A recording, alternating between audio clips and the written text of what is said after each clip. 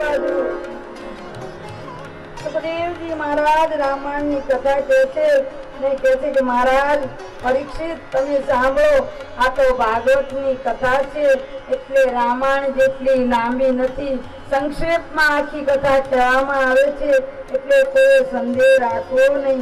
સુખદેવજી મહારાજ કહે છે તાડિકાનો વધ કર્યો તો સ્ત્રીવધનું એમને પાપ ન લાગ્યું।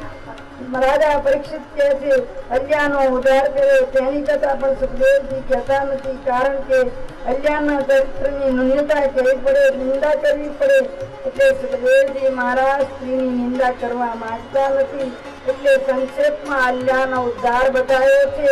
સુખદેવજી મહારાજ રામાયણ ચરિત્ર બહુ સંક્ષેપમાં કહે છે। સુખદેવજી મહારાજ કહેતા રામ કહેતા નથી, આ તો ભગવાન સૌનું ભાન ભૂલાવે એવી કથા છે। રાજા પરીક્ષિતને મુક્તિ અપાવવાની છે એટલે પહેલા રામનું ચરિત્ર વર્ણવવું જોઈએ। રામ મર્યાદા પુરુષ છે। રામ મર્યાદા પુરુષની જો તમે વાર્તા સાંભળો તો આગળ તમે રાસલીલાના અધિકારી બનો। અહીંયા સુખદેવજી મહારાજ ભગવાન રામના 9મા સ્કંદમાં 10મા અને 11મા અધ્યાયમાં રામ કથા કહે છે। સ્વભાવવાદી રાક્ષસોને હણી નાખ્યા છે। રામ લક્ષ્મણને પોતાની અયોધ્યા આવી સરયુમાં સ્નાન કરી રાજાના દરબારમાં જઈ વિશ્વામિત્રએ કહ્યું એટલે રામજીએ અને લક્ષ્મણજીને સાથે મોકલ્યા છે। બંને યજ્ઞ સમાપન કર્યો છે। પછી રાજા વિશ્વામિત્રએ કહ્યું મહારાજ તમે હવે બંને ભાઈ મારી સાથે ચાલો। વિદેહમાં જનક રાજાએ એમની પુત્રી માટે યજ્ઞ આરંભ્યો છે। રામ લક્ષ્મણ કશું બોલતા નથી અને મહારાજ વિશ્વામિત્રની સાથે બંને ભાઈ જાય છે। અહીંયા તમે જુઓ વિભીષણ, હનુમાનજી, કૈકેયી આ બધા સુમિત્રાએ ત્યાગની મૂર્તિ બતાવી છે। કૈકેયીને શ્વેતરાસે પણ ઝાકટ લગાવી છે। ઉર્મિલા સુમિત્રા કરતા પણ શ્રેષ્ઠ પાત્ર છે, કેમ કે લક્ષ્મણે સાથે રહીને સેવા કરી હતી, ઉર્મિલાએ ઘરમાં રહીને સેવા કરી હતી। આ બાજુ માતાજીના આશીર્વાદ સાંભળી હનુમાનજી પણ રામજીના સાથે જવાના છે। રામ માતાજીએ આશીર્વાદ આપ્યા કે હનુમાનજી તમારા સ્વામી આવવાના છે થોડા દિવસની અંદર। હનુમાનજી પણ આનંદમાં છે, એક દિવસ મારા સ્વામી મારા પ્રભુ મને મળવાના છે। આ બાજુ વિશ્વામિત્ર જનકપુરની અંદર રામ અને લક્ષ્મણને લઈને પધાર્યા છે। જનક રાજાના દરબારની અંદર મોટા મોટા રાજાઓ ઋષિમુનિઓ બધા પધાર્યા છે। લંકાથી રાવણ અને વિભીષણ રાવણ અને કુંભકર્ણ બંને ભાઈ આવ્યા છે। રાજાએ જનક રાજાએ જાહેર કર્યું કે જે આ કોઈ શિવનું ધનુષ તોડશે એ મારી જાનકીને વરસે। સીતાજી પણ જનક રાજાના પુત્રી હતા, જાનકી હતા, પણ એ જાનકી છે ને માતાના ઉદરથી પ્રગટ નથી થયા એવી 3 સ્ત્રીઓ છે કે જે માતાના ઉદરથી પ્રગટ નથી થઈ। બોલો કઈ જાનકી તો મેં કહ્યું બોલો જાનકી તો છે। બીજા પાર્વતી તો મેના માતાના ઉદરમાં હતા।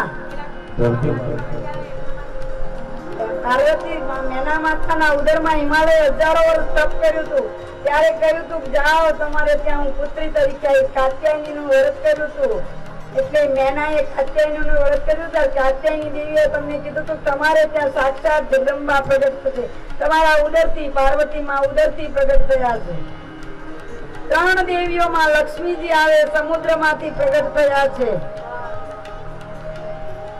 બરોબર। લક્ષ્મીજી સમુદ્રમાંથી પ્રગટ થયા છે, જાનકી જમીનમાંથી પ્રગટ થયા છે અને ત્રીજા દ્રૌપદી અગ્નિમાંથી પ્રગટ થયા છે, બરોબર છે।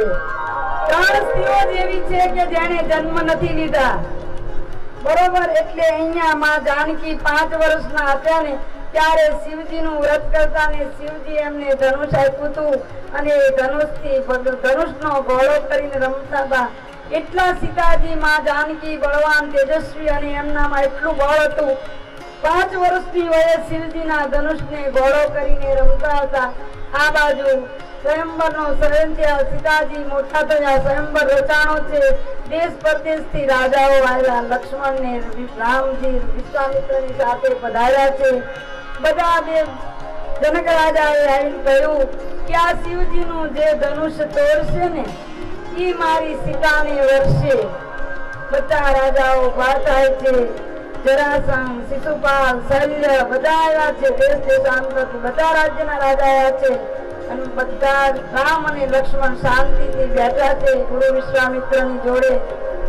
રાવણ ઉભો થાય છે, લંકાનો રાજા હતો, એની નગરી સોનાની હતી અને એને અભિમાન હતું કે મારે ત્યાં નવગ્રહને તો મેં ઢોલીએ બાંધી દીધા છે, અગ્નિ મારે ત્યાં આવીને રસોઈ કરે છે, આવો હું બળવાન છું એટલે હું તો ધનુષ તોડી શકી, હું શિવનો ભક્ત છું એટલે હું ધનુષ તોડી નાખી.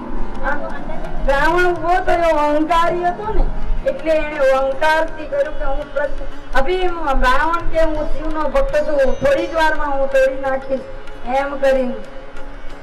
એમ કહીને રાવણ ઉભો થયો. પણ રાવણ પણ જણાવી તો નથી શક્યો, પણ ધનુષને હાથ પણ અડતારતા જ જમીન ઉપર પડી ગયો. બધા રાજાઓ વિચાર કરવા માંડ્યા કે લંકાનો રાજા રાવણ આવો મહાન છે, આવો બળવાન છે, છતાંય ધનુષને ઉચકી શકતો નથી, તો આપણું તો કામ નહીં. કેટલા તો નિરાશ થઈને ઉઠ્યા જ નહીં.